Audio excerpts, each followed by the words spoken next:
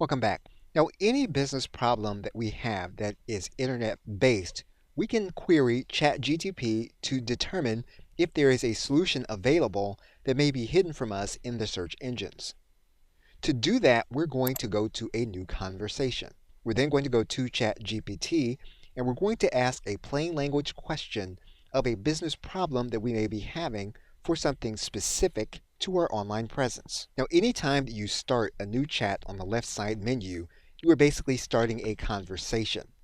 And so you can start with a question that will seem broad, and then you can come back and narrow down your question based on the results that ChatGPT gives you.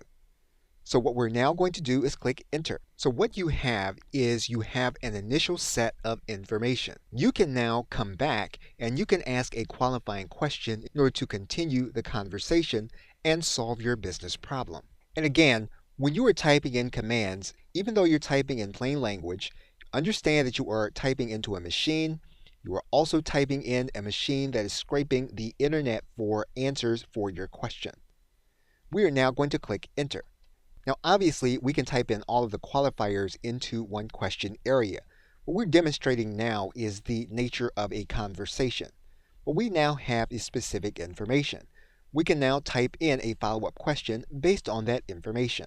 And we're now going to click enter. Now, you'll notice then that ChatGPT has given you information, and this information that it has given you, even though it does not provide the direct answer that you've asked, is actually accurate if you wanted to look for the actual answers to the question that we have queried it with.